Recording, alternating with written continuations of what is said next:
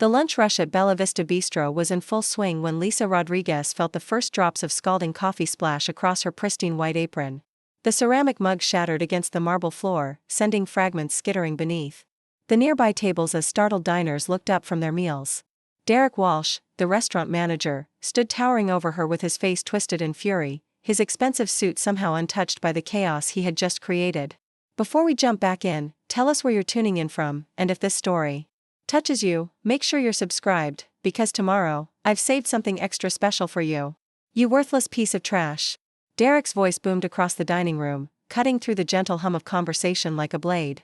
Do you have any idea what you've just cost us? Lisa's hands trembled as she knelt to collect the broken pieces, her dark hair falling forward to shield her burning cheeks from the stares of horrified customers.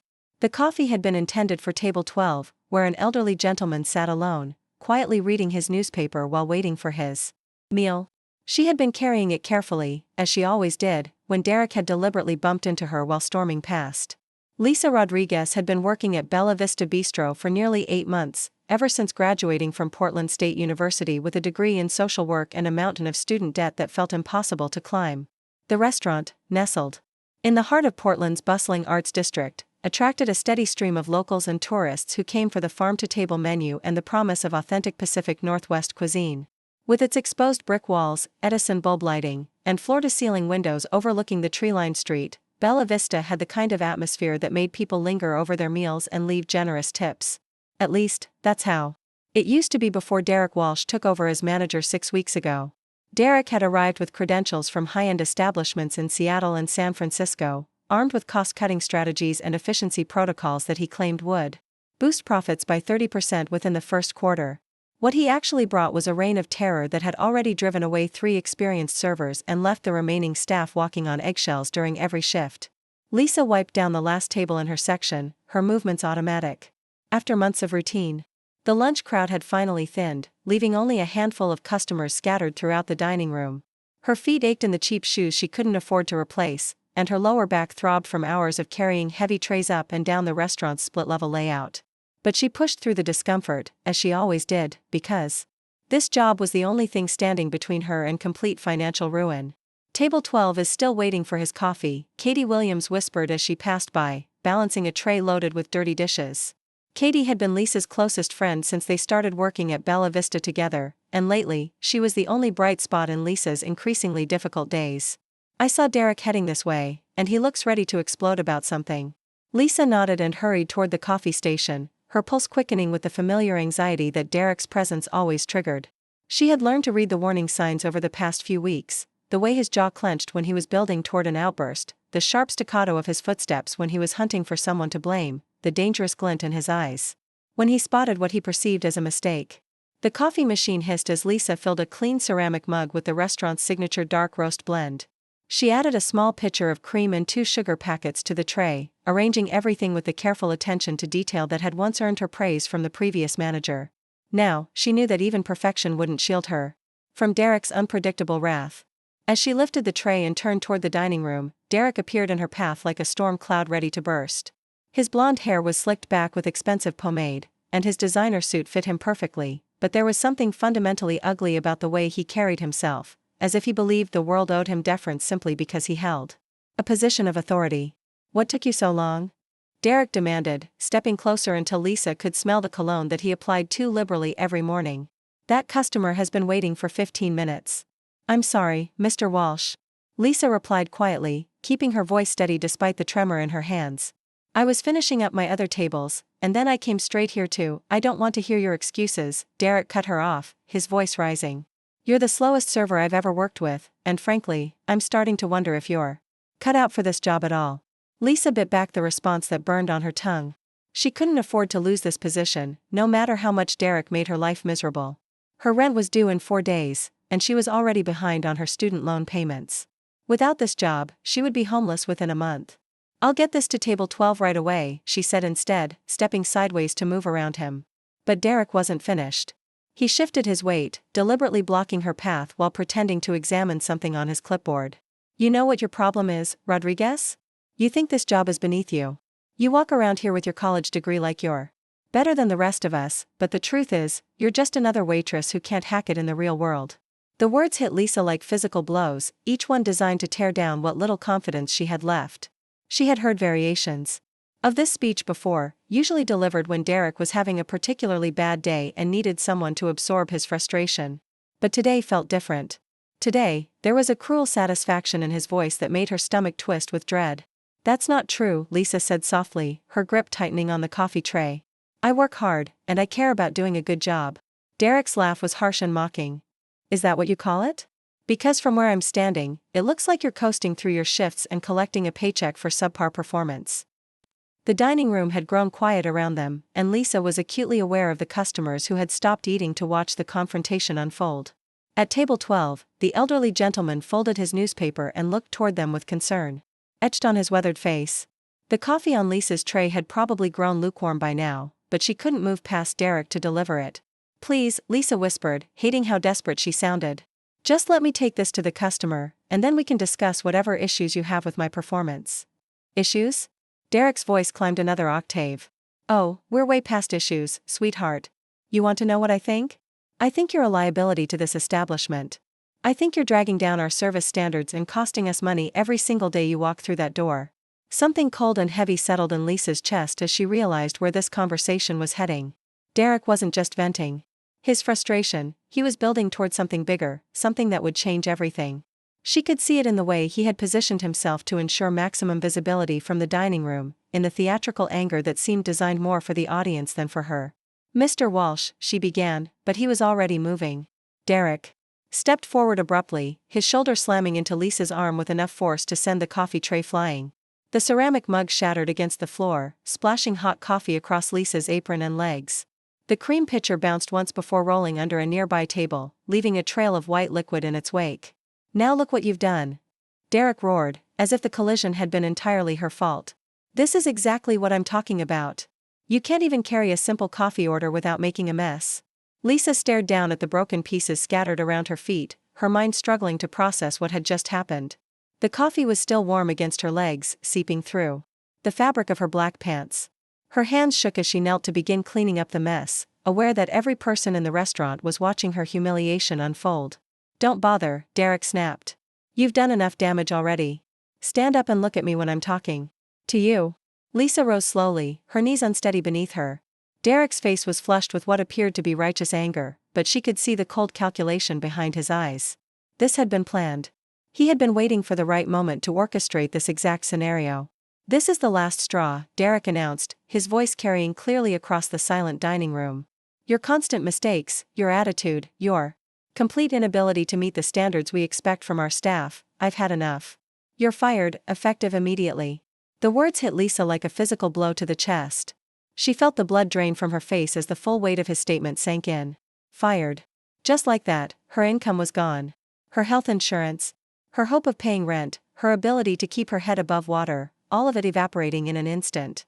"You can't be serious," Lisa whispered, though she knew from Derek's expression that he was deadly serious.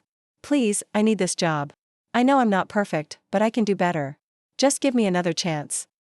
"Another chance?" Derek laughed, the sound sharp and cruel. "You've had 8 months of chances, and this is what we get. No, I'm done enabling your mediocrity. Clear out your locker and get out of my restaurant." His restaurant. The casual possessiveness in those words revealed everything Lisa needed to know about Derek's motivations. This wasn't about her performance, it was about power, about his need to dominate and control everyone around him. She was just unlucky enough to be his target today.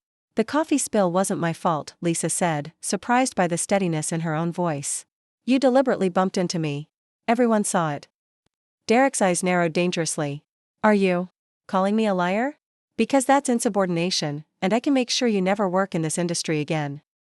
Lisa looked around the dining room, searching for support from the customers who had witnessed Derek's deliberate action.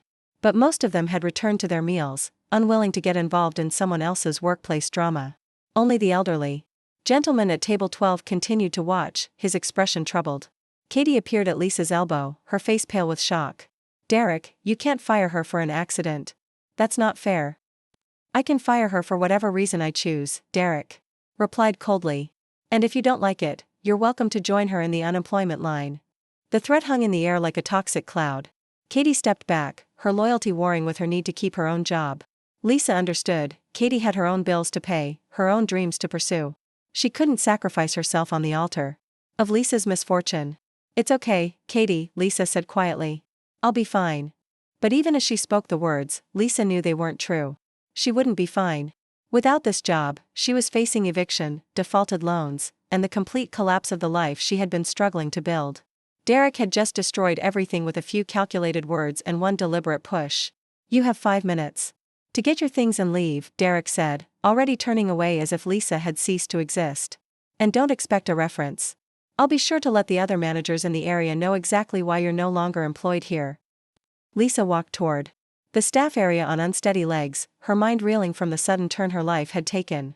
Preparing and narrating this story took us a lot of time, so if you are enjoying it, subscribe to our channel, it means a lot to us. Now back to the story. Behind her, Derek was already barking orders at the remaining staff to clean up the mess and get back to work. The show was over, and everyone was expected to pretend it had never happened. In the small break room behind the kitchen, Lisa opened her narrow locker and began pulling out her belongings. A spare pair of earrings, a paperback novel she had been reading during breaks, a photo of her and Katie from their college graduation ceremony. The accumulation of 8 months reduced to a handful of personal items that fit easily into her purse. Katie slipped into the break room as Lisa was closing the locker for the last time. "I'm so sorry," she whispered, tears streaming down her cheeks. "I wanted to say something, but I can't afford to lose this job. My mom's medical bills." "I know," Lisa said, pulling her friend into a quick hug. "You don't have to explain. I understand." "What are you going to do?" Lisa wiped her eyes with the back of her hand, trying to summon a confidence she didn't feel. "I'll figure something out. I always do."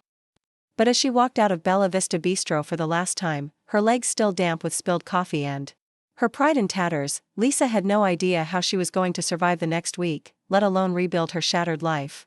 The Portland afternoon was crisp and bright, full of the kind of autumn sunshine that usually lifted her spirits. Today, it felt like a mockery of her devastation. She stood on the sidewalk outside the restaurant, watching through the windows as Derek moved among the tables with renewed energy, as if firing her had given him a boost of vitality. Other customers were already being seated in her former section, their lives continuing normally while hers had just imploded. Lisa pulled out her phone and saw 3 missed calls from her landlord. Her stomach dropped as she realized she couldn't even bring herself to listen to the voicemails. She knew what they would say: pay up or get out. With no job and no prospects, she was facing a future that seemed impossibly bleak. As she turned to walk away, Lisa caught a glimpse of the elderly gentleman from table 12 standing at the restaurant's front window. He was watching her with an expression of deep concern, his weathered hands pressed against the glass. For a moment, their eyes met, and Lisa saw something in his gaze that looked almost like recognition. But before she could process the moment fully, a bus pulled up to the nearby stop, blocking her view.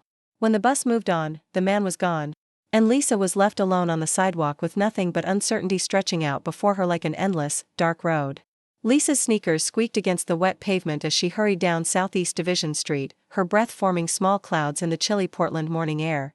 3 weeks had passed since Derek Walsh had destroyed her life at Bella Vista Bistro, and each day had brought new challenges that seemed impossible to overcome. Her unemployment benefits hadn't kicked in yet due to Derek's claim that she had been terminated for cause, and her savings account had dwindled to less than $40. The coffee shop where she was headed for yet another job interview was tucked between a vintage clothing store and a bookshop that specialized in rare manuscripts. Lisa had applied to 17 different establishments in the past 3 weeks, from high-end restaurants to fast casual chains, but somehow Derek's influence seemed to reach everywhere. Word traveled fast in Portland's tight-knit restaurant community, and his version of events had apparently branded her as unreliable and difficult to work with. She paused outside the coffee shop's entrance, checking her reflection in the window and smoothing down her dark hair. The interview outfit she wore, a navy blazer and matching skirt, had been her go-to professional ensemble since college, but it was starting to show signs of wear around the edges. The blazer's cuffs were slightly frayed, and she had carefully mended a small tear in the skirt's hem with thread that didn't quite match the original fabric. The bell above the door chimed softly as Lisa stepped inside, inhaling the rich aroma of freshly ground coffee beans and baked pastries. The interior was warm and inviting, with mismatched furniture that gave the space an eclectic, homey feel. Local artwork covered the walls, and soft indie music played through speakers hidden somewhere in the exposed ceiling beams. "You must be Lisa," called a woman with short gray hair and kind eyes who emerged from behind the counter. "I'm Margaret Chen, the owner. Thanks for coming in on such short notice." Lisa shook Margaret's outstretched hand, grateful for the warmth in her greeting. It had been weeks since anyone in the service industry had looked at her without suspicion or dismissal. "Thank you for considering me, Ms. Chen. I really appreciate the opportunity." Margaret gestured toward a small table near the window where 2 steaming mugs waited. "Please, call me Margaret. I thought we could chat over coffee. It's our new Ethiopian blend, roasted locally." As they settled into their seats, Lisa noticed an older man reading a newspaper at a corner table. Something about his profile seemed familiar, but she couldn't quite place where she might have seen him before. He glanced up briefly when she looked in his direction, offering a polite nod before returning to his reading. "So tell me about yourself," Margaret began, wrapping her hands around her mug.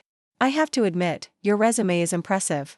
A degree in social work, excellent grades, volunteer experience with homeless outreach programs. What made you decide to pursue restaurant work instead of your field?" Lisa had rehearsed this answer countless times, but sitting across from Margaret's genuinely interested expression, she found herself wanting to be more honest than she had planned. "The truth is, I always intended to work in social services.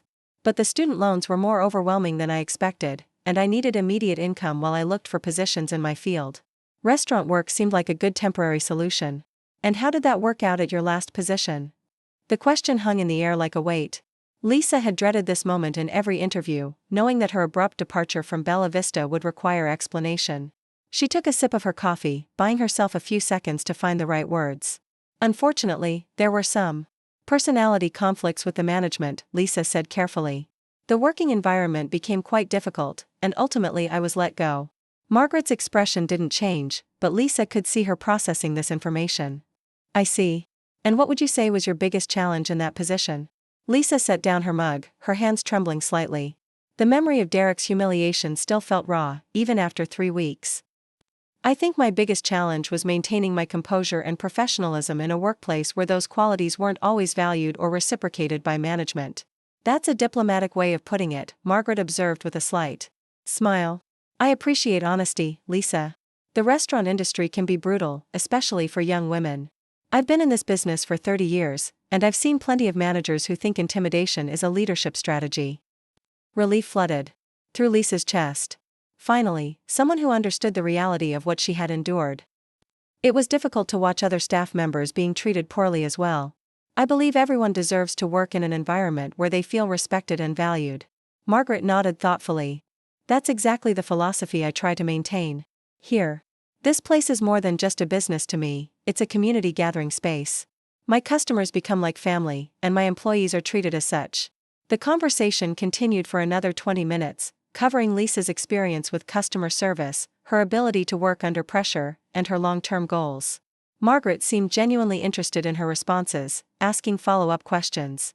That suggested she was seriously considering the position. "I have to ask," Margaret said as their interview began winding down, "are you planning to continue looking for work in social services, or would you be committed to staying here for a reasonable period?" Lisa considered the question carefully. "Honestly, I would love to eventually work in my field. But right now, I need stability and income. If you give me this opportunity, I promise you'll have my complete dedication and best effort for as long as you need me." Margaret extended her hand across the table. "I'd like to offer you the position, Lisa. $22 an hour to start, plus tips, and we provide health insurance after 60 days. When can you begin?" The relief was so overwhelming that Lisa felt tears prick at the corners of her eyes. $22 an hour was more than she had been making at Bella Vista, and the promise of health insurance felt like a miracle. "I can start whenever you need me to," she managed to say. "How about tomorrow morning? I'll have Sandra, my assistant manager, show you the ropes. We open at 6, but come in at 5:30 so we can get you oriented." As Lisa gathered her purse and prepared to leave, she felt lighter than she had in weeks. Finally, something was going right. The financial pressure that had been crushing her chest like a vice began to ease slightly, and she allowed herself to imagine a future where she wasn't constantly worried about making rent. "Thank you again, Margaret," Lisa said as they stood to shake hands. "You have no idea what this means to me." "We all need a fresh start sometimes," Margaret replied warmly. "I have a good feeling about this." Lisa was halfway to the door when a gentle voice called her name. She turned to see the older man from the corner table approaching, his newspaper folded neatly under his arm. Up close, she could see that he was probably in his 70s, with silver hair and intelligent eyes behind wire-rimmed glasses. "He moved with the careful dignity of someone who had learned to navigate the world with grace despite the passage of years. "Excuse me," he said, his voice soft but clear. "I don't mean to intrude, but I couldn't help overhearing part of your conversation. Are you by any chance the young woman who worked at Bella Vista Bistro?" Lisa's stomach clenched with familiar anxiety. Had Derek's reputation-destroying campaign reached even here? "Yes, I used to work there. Why do you ask?" The man's expression grew troubled. "I was there the day you were fired. I witnessed the entire incident with the coffee, and I have to say, what that manager did to you was unconscionable." The memory rushed back with startling clarity, the elderly gentleman sitting alone at table 12, the one she had been trying to serve when Derek orchestrated her humiliation. "You were my customer that day," Lisa said, recognition dawning. "You were waiting for your coffee when everything happened." "Indeed I was.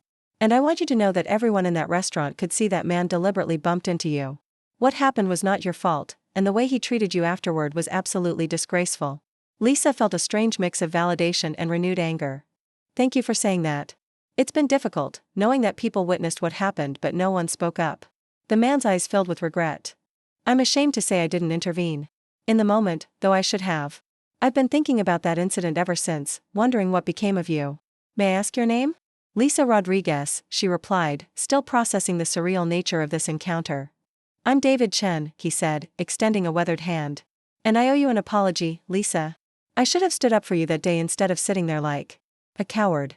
"You don't owe me anything, Mr. Chen. I understand why people don't want to get involved in workplace situations like that." David shook his head firmly. "No excuse is adequate for allowing such treatment to go unchallenged. That manager's behavior was bullying, pure and simple, and bullies only continue their behavior when good people remain silent." Margaret had been listening to their exchange with growing interest. "David, you witnessed what happened to Lisa at her previous job?" "I certainly did," David replied, his voice gaining strength.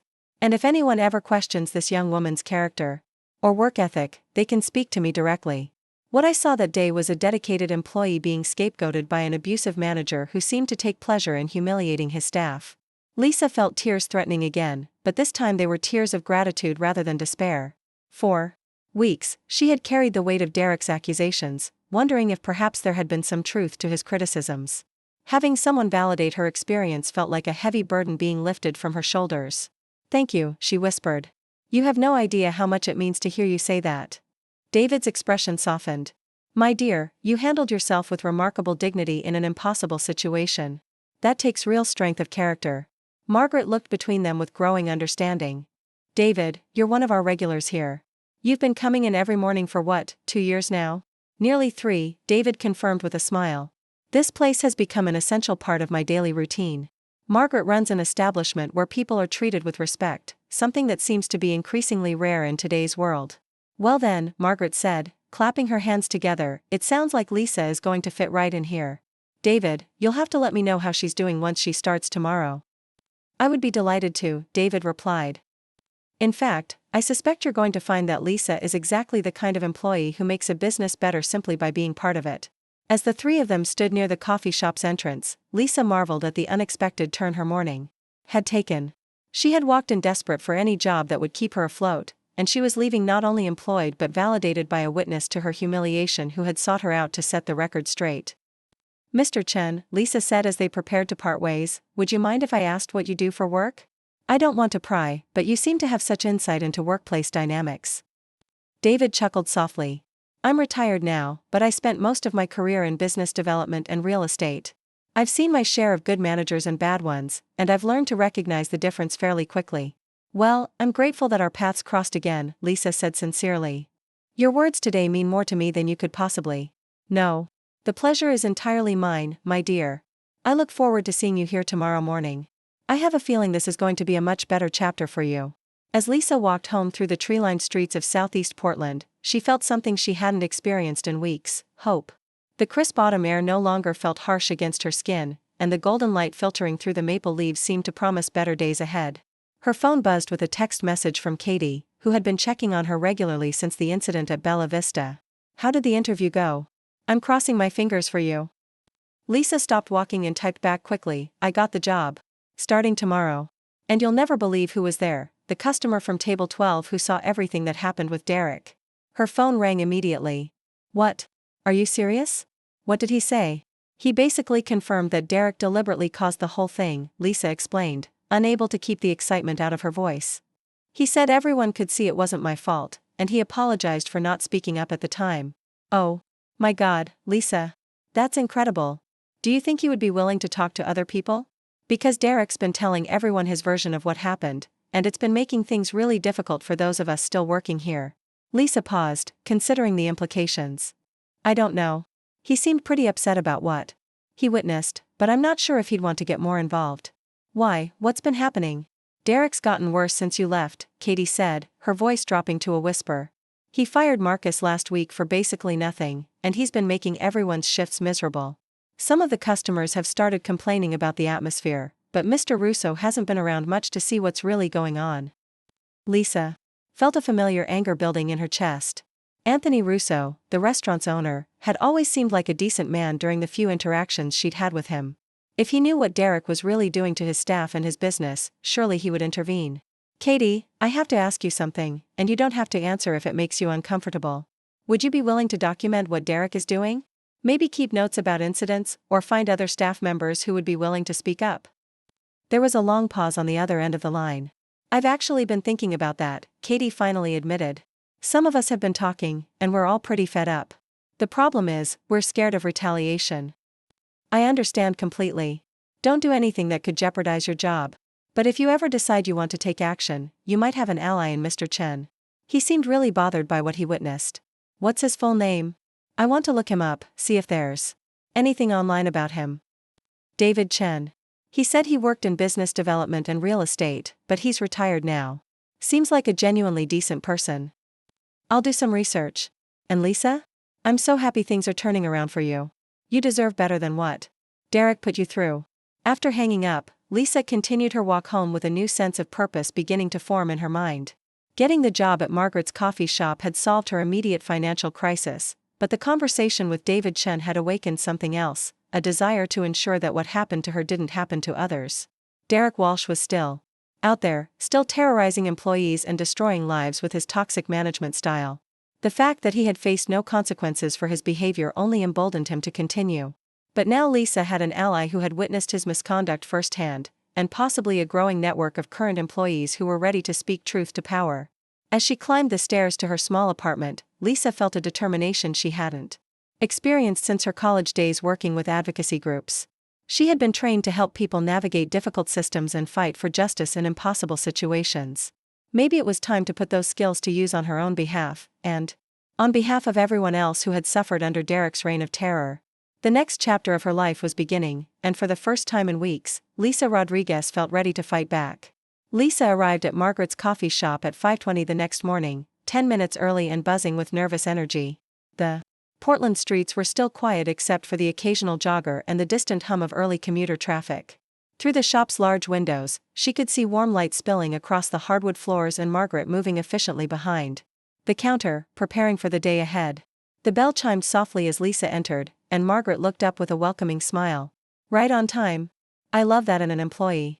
Coffee's fresh if you'd like a cup before we start. Thank you, Lisa said, accepting the offered mug gratefully. The rich aroma helped calm her first-day jitters as Margaret began showing her around the compact but well-organized space.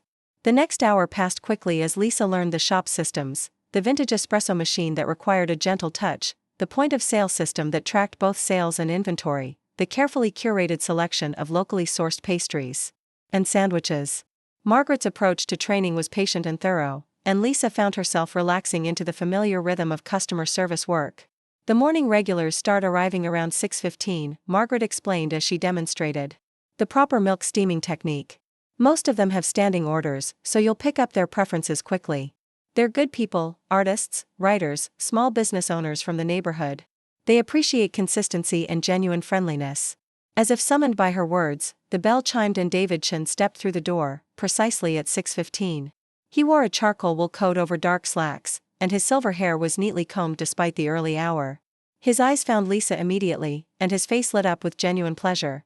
Good morning, Lisa, he said warmly. I hope your first day is going well so far. Very well, thank you, Mr. Chen. Can I get you your usual? Lisa asked, then realized she had no idea what his usual order might be. David chuckled at her predicament. Medium dark roast, black, and one of those excellent blueberry scones if they're fresh from the oven.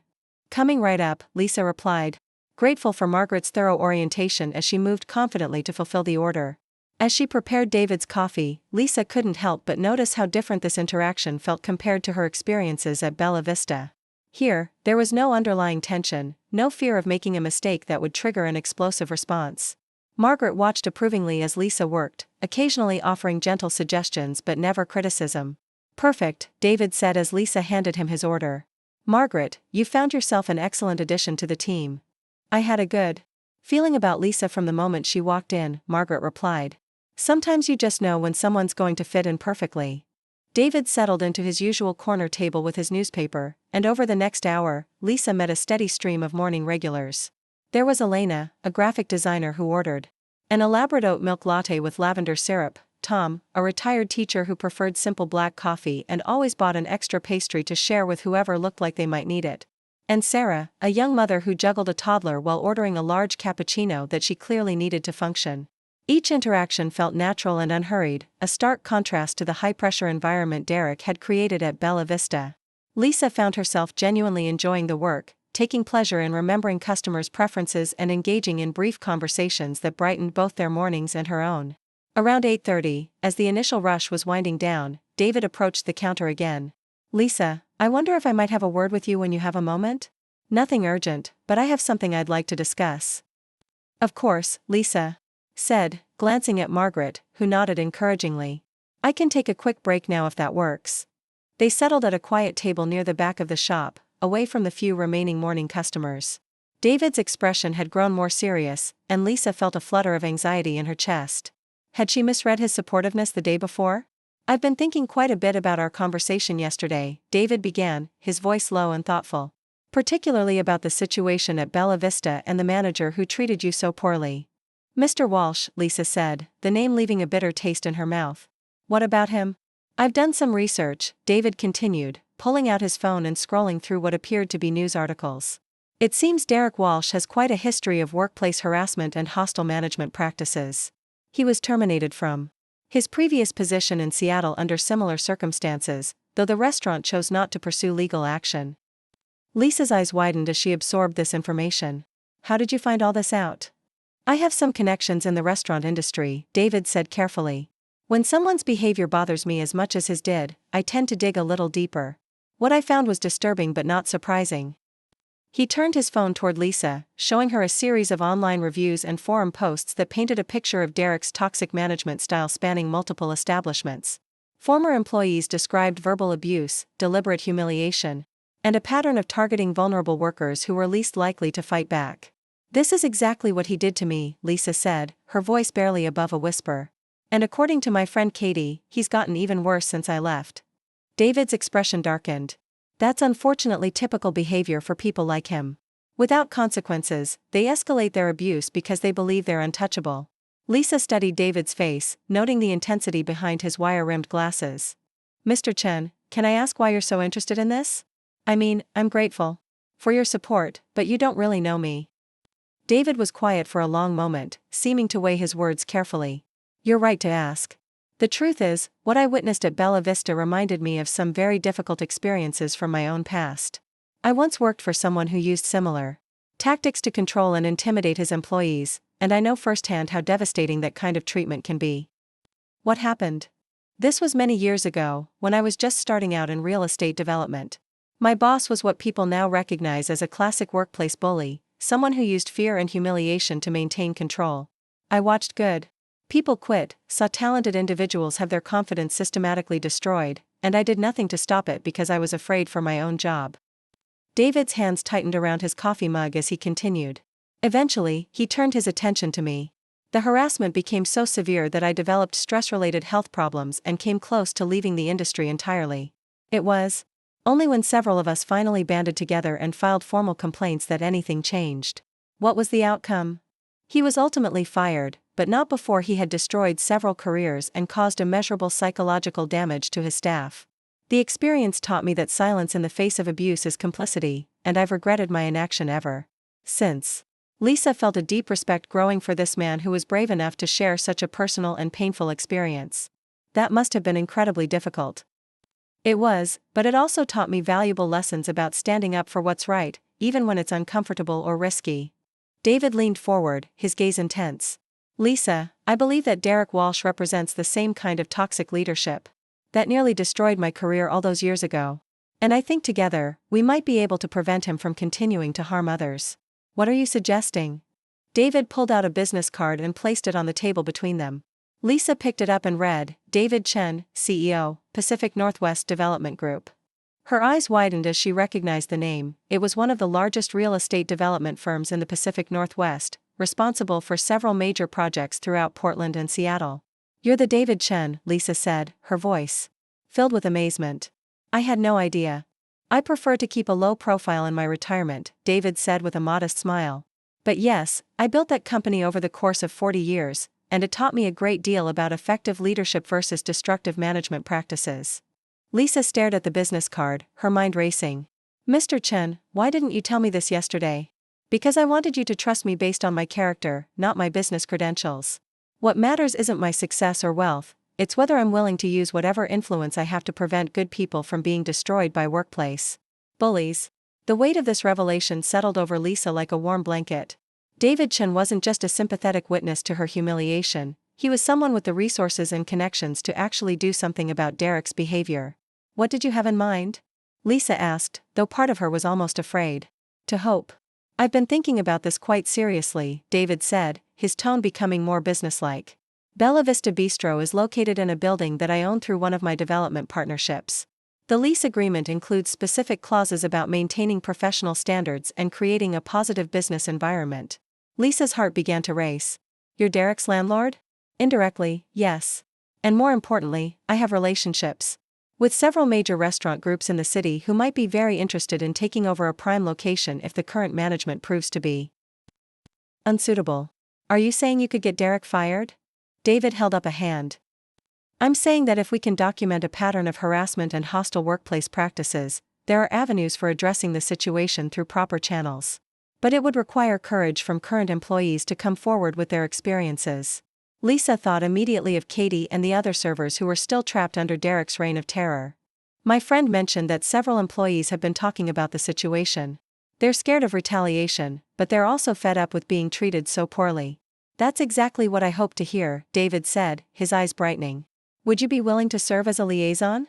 Help organize the current staff and coordinate their testimonies? Absolutely, Lisa said without hesitation. But what about the restaurant owner, Mr. Russo? Shouldn't he be the one addressing this? David's expression became grim. I've made some inquiries about Anthony Russo. It seems he's been largely absent from the day-to-day operations, focusing on some other business ventures. From what I can gather, he hired Derek to run the restaurant while he pursues other interests, and he's been satisfied as long as the profits remain stable. So he doesn't know what's really happening to his staff. It's possible he's willfully ignorant, David said. Some owners prefer not to know about management problems as long as the business appears successful on paper. But once the situation is properly documented and brought to his attention through official channels, he'll be forced to address it.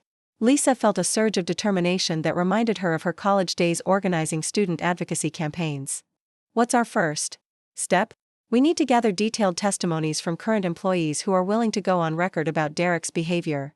Dates, times, specific incidents, and ideally, witnesses to corroborate their accounts. I can reach out to Katie and some of the others, Lisa said, her mind already working through the logistics. But we'll need to be careful about how we approach this. If Derek finds out what we're planning, he'll escalate his harassment. Absolutely, David agreed. That's why timing will be crucial. We need to gather everything we need quickly and present it all at once, before he has a chance to retaliate against anyone. They spent the next hour developing a preliminary strategy. David would use his business connections to research Derek's employment history more thoroughly and identify the appropriate regulatory agencies to contact. Lisa would carefully reach out to current Bella Vista employees and gauge their willingness to participate in formal complaints. There's one more thing, David said as their meeting began to wind down. I want to be completely transparent with you about my motivations. Yes, I believe what Derek is doing is wrong and should be stopped. But I also see tremendous potential in you, Lisa. Your composure under pressure, your natural empathy, your education in social work, these are exactly the qualities needed for effective advocacy work. What are you saying? I'm saying that regardless of what happens with Derek Walsh, I'd like to discuss some opportunities that might interest you. My company has been looking to expand our community outreach programs, particularly around affordable housing and neighborhood development. We need someone with your background and values to help guide those initiatives. Lisa felt her breath catch in her throat. Are you offering me a job? I'm offering you a chance to use your education and passion for helping others in a role that could make a real difference in people's lives. The position would come with a salary that reflects the importance of the work, significantly more than you could earn in restaurant service. The magnitude of what David was suggesting began to sink in. Not only was he offering to help her fight back against Derek's abuse, but he was potentially offering her a path toward the career she had always dreamed of pursuing. I don't know what to say, Lisa whispered, tears threatening to spill over. This is incredibly generous, but I don't want you to think I'm only interested in helping with Derek because of what you might offer me in return. David's expression softened. My dear, your character was evident long before I revealed my background. The fact that you're concerned about your motivations only confirms my assessment of your integrity. Margaret appeared at their table, her face showing friendly curiosity about their intense conversation. Everything all right over here? You both look like you're planning to change the world. David and Lisa exchanged glances, and David smiled broadly. Actually, Margaret, we might be doing exactly that. At least, we're going to try to make things a little better for some people who deserve better treatment. Well, if anyone can do it, it's you two, Margaret said warmly. Lisa, you've got the rest of the day off if you need it. First days can be overwhelming, and it sounds like you have some important planning to do.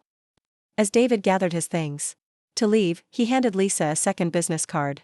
This has my direct phone number and email address. Reach out to your friend Katie today, and let's plan to meet again tomorrow morning to discuss what you've learned.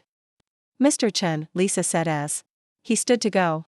Thank you for everything. I still can't quite believe this is happening. Sometimes the universe puts people in our path exactly when we need them most, David replied. I have a feeling this is going to be the beginning of something very important for both of us. As Lisa watched David walk away, she felt a transformation taking place within herself. For weeks, she had been a victim of Derek's abuse, powerless and alone. Now, she was becoming something else entirely, an advocate with the resources and support to fight back, not just for herself but for everyone else who had suffered under toxic leadership. She pulled out her phone and typed a text to Katie. Can you meet me for coffee after your shift today? I have some interesting news to share, and I think you're going to want to hear this. The response came back almost immediately. Yes. I've been dying to hear how your first day went. Also, I have some updates about the Derek situation that you'll definitely want to know about. Lisa smiled as she put her phone away. The pieces were falling into place faster than she had dared to hope. By tomorrow, Derek Walsh would have no idea that his reign of terror was about to come to an end. The small corner booth at Brewster's Cafe felt like a war room as Lisa sat across from Katie, surrounded by notebooks, printed emails, and Katie's phone displaying a voice recording app. The late afternoon crowd provided perfect cover for their conversation, with the steady hum of other diners masking their hushed but urgent discussion. Katie's hands trembled slightly as she pushed a manila folder across the table toward Lisa.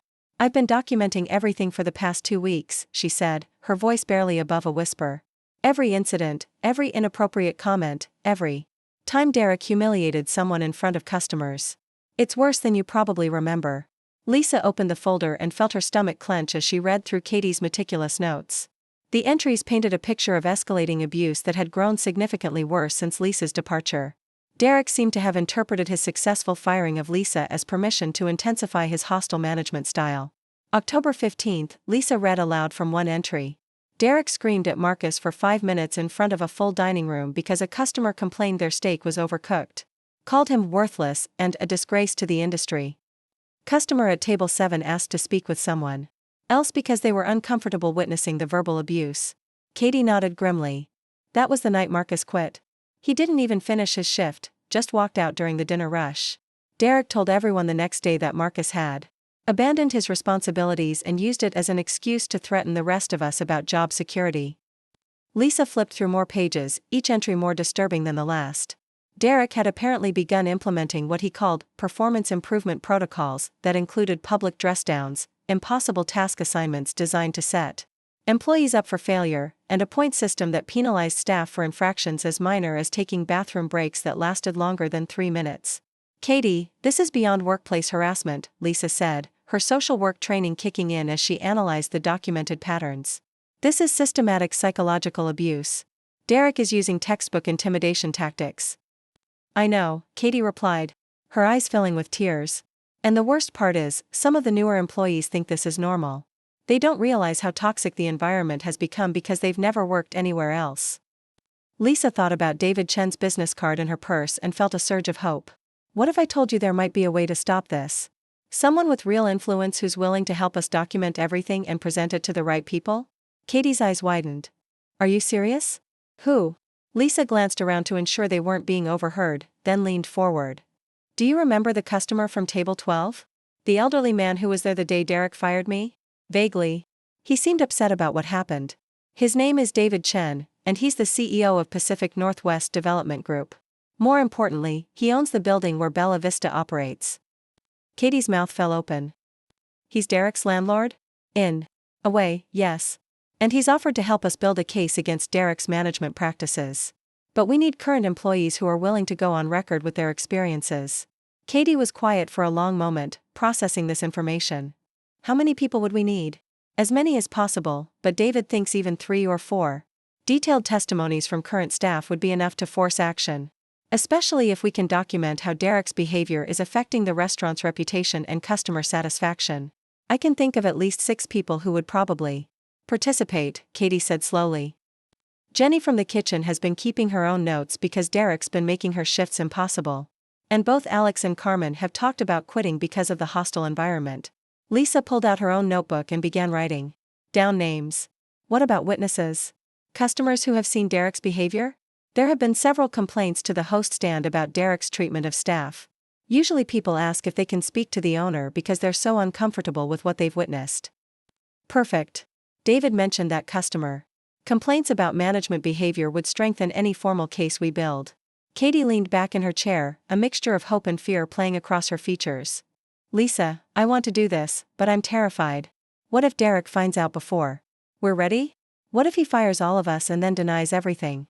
That's exactly why we need to move quickly and strategically, Lisa explained. David has experience with these kinds of situations from his business career. He knows how to document everything properly and present it through official channels that Derek can't ignore or retaliate against. When would we start? Lisa checked her phone for the time. David wants to meet tomorrow morning to discuss strategy.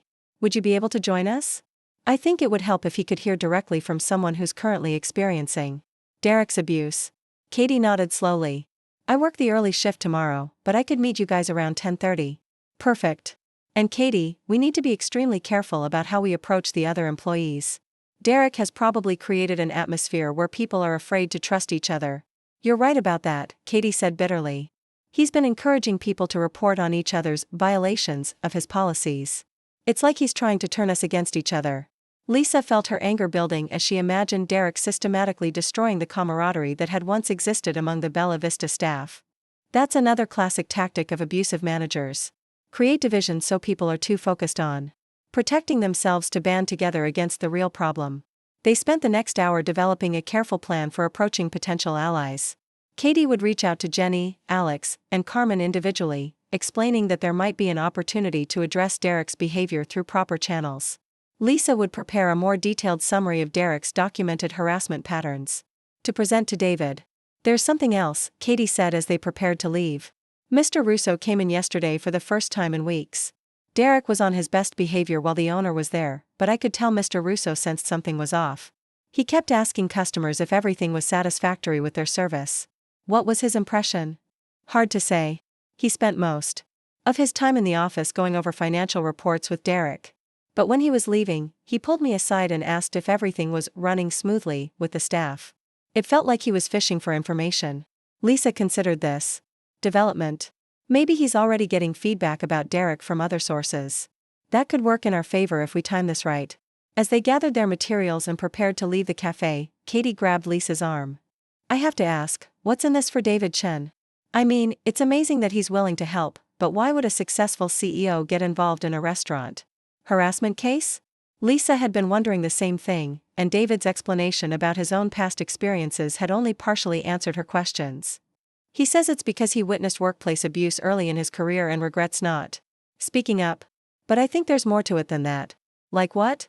I think he sees this as an opportunity to demonstrate that business leaders have a responsibility to address toxic workplace cultures, even when it's not their direct responsibility. He mentioned wanting to expand his company's community outreach programs. Katie looked skeptical. Or maybe he's attracted to you and this is his way of playing hero. Lisa felt her cheeks flush. I don't think it's that simple. David strikes me as someone who's genuinely committed to doing the right thing, regardless of personal motivations. Well, whatever his reasons, I'm grateful someone with real power is finally willing to help us, Katie said.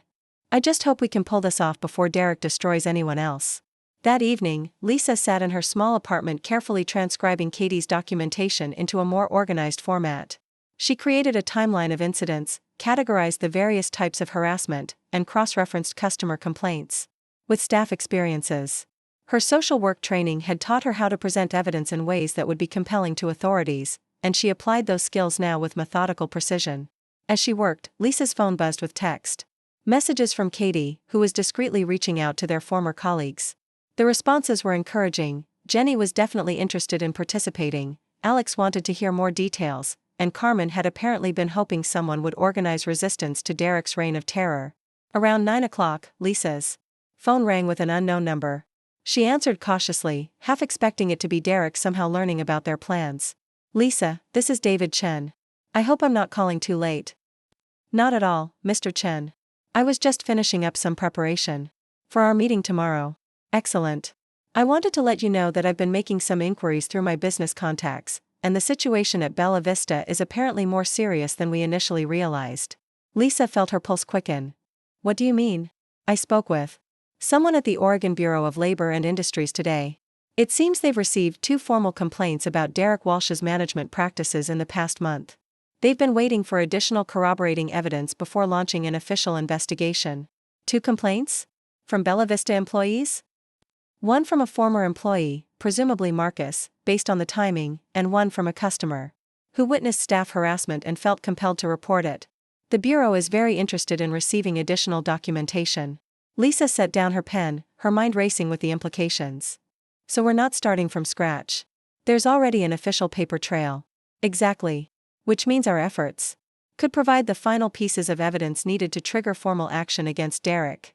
The Bureau investigator I spoke with said that multiple current employee testimonies, combined with the existing complaints, would likely result in a comprehensive workplace investigation. What would that mean for Derek? At minimum, he would face official sanctions and mandatory management training. More likely, given the severity of the documented behavior, he would be terminated and potentially face legal consequences if the harassment rises to the level of civil rights violations. Lisa felt a fierce satisfaction at the thought of Derek finally facing consequences for his actions. And what about the employees? Would they be protected from retaliation? Once an official investigation begins, retaliating against employees who provided testimony becomes a serious federal offense. Derek would be under intense scrutiny and wouldn't dare risk additional charges. This is incredible news, Mr. Chen. Katie is bringing several other employees to our meeting tomorrow, and they all have documented experiences with Derek's harassment. Perfect. I'll prepare some official forms that will help structure their testimonies appropriately for the Bureau's investigation. Lisa, I want you to know how impressed I am with your organizational skills and your commitment to helping your former colleagues.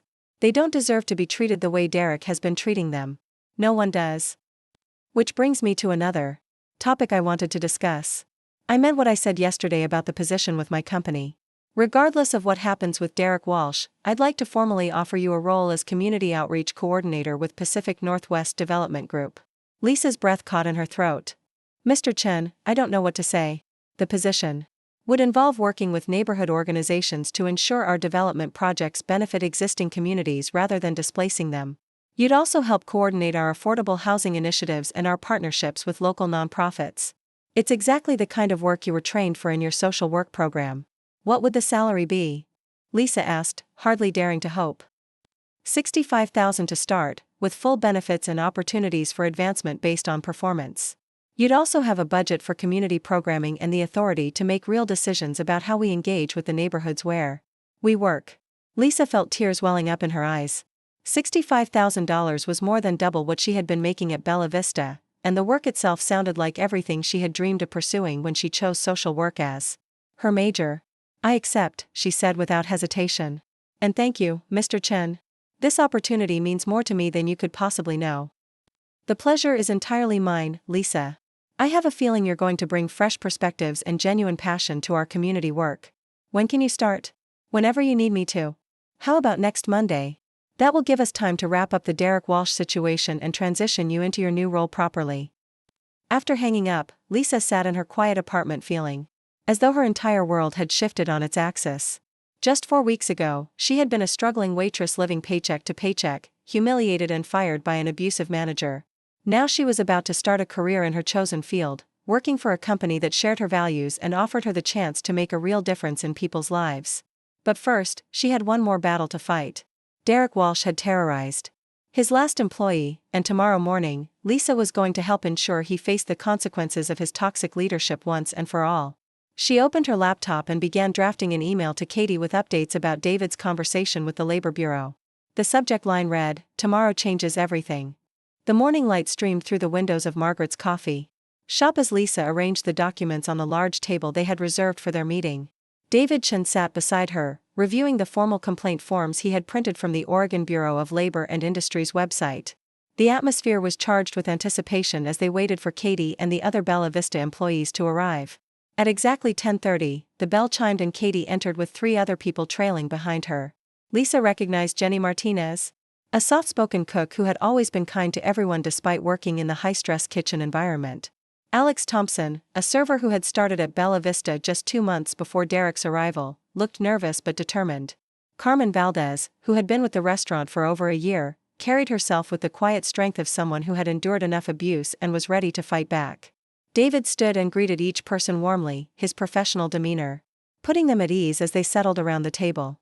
Margaret appeared with a tray of coffee and pastries, then discreetly retreated to give them privacy for their important work. "Thank you all for coming," David began, his voice carrying the authority of someone accustomed to leading important meetings. "I know this takes courage, and I want you to understand that everything we discuss here will be handled with complete professionalism and through proper legal channels." Jenny spoke first, her voice barely above a whisper. "I've never done anything like this before. I just cook and try to stay out of trouble. But what Derek's been doing, it's not right." "Tell us what you've experienced," Lisa encouraged. Gently, her social work training helping her create a safe space for Jenny to share her story. Over the next hour, each employee shared their experiences with Derek's harassment. Jenny described how Derek would storm into the kitchen during busy periods and scream at the cooking staff for minor issues, creating such a hostile environment that 2 experienced line cooks had quit within weeks of his arrival. Alex recounted incidents where Derek had deliberately humiliated servers in front of customers, including one evening when he forced Alex to apologize to an entire dining room for a mistake that hadn't even been his fault. Carmen's testimony was particularly damning. As one of the more experienced servers, she had initially tried to stand up for younger employees when Derek targeted them. In response, Derek had begun systematically undermining her work, changing her schedule without notice, assigning her the worst sections of the restaurant, and even tampering with her orders to make it appear she was providing poor service. "He told me last week that I was getting too old for this business and that maybe I should find work more suitable for someone my age," Carmen said, her voice shaking with anger. "I'm 34 years old, and I've been serving tables since I was 18. I know good management from bad, and Derek is the worst I've ever encountered." David took detailed notes as each person spoke, occasionally asking clarifying questions that helped establish timelines and document specific incidents. Lisa was impressed by his thorough approach. He clearly understood exactly what kind of evidence would be most compelling to investigators. "What about customer reactions?" David asked. "Have any of you witnessed customers complaining about Derek's behavior?" Alex nodded vigorously. "Just last Tuesday, a family left in the middle of their meal because Derek was yelling at me about something stupid. The father told the hostess that they wouldn't be coming back because the atmosphere was unprofessional and uncomfortable. And there was that businessman who complained to corporate last month," Katie added. "He sent an email saying that watching Derek verbally abuse staff made him feel like he was participating in someone's humiliation and that he couldn't enjoy his meal under those circumstances." David's eyes lit up with interest. "Do you know if that complaint was forwarded to the restaurant owner?" "I think so," Carmen said. "Derek was in a terrible mood for days after that, and he kept muttering about ungrateful customers who don't understand business." As the testimonies continued, Lisa felt a mixture of rage and vindication. Each story confirmed what she had experienced herself. Derek's behavior wasn't just unprofessional, it was deliberately cruel and systematically destructive. But more importantly, they now had multiple witnesses and documented incidents that painted an undeniable picture of workplace harassment. "I think we have enough for a compelling case," David said as the formal testimony portion of their meeting concluded. "The next step is to file these complaints with the Bureau of Labor and Industries and request an immediate investigation." Jenny looked worried. "What happens if Derek finds out we reported him? Can he fire all of us?" "Actually, that's where some recent developments work in our favor," David said with a slight smile. "I received a call this morning from Anthony Russo, the restaurant owner. Apparently, he's been getting complaints from multiple sources about the restaurant's atmosphere and management issues." Katie leaned forward eagerly. "What kind of complaints?" "Customer feedback, mostly. Several people have contacted him directly to express concerns about staff treatment and the overall environment at Bella Vista. Mr. Russo has decided to conduct his own investigation into the restaurant's operations." Lisa felt her pulse quicken. "What does that mean for Derek?" "It means Derek is already under scrutiny from his employer, independent of any formal labor complaints. Mr. Russo has asked me to meet with him this afternoon to discuss the situation, given my position as the building owner." Carmen's eyes widened. "You're going to tell him everything?"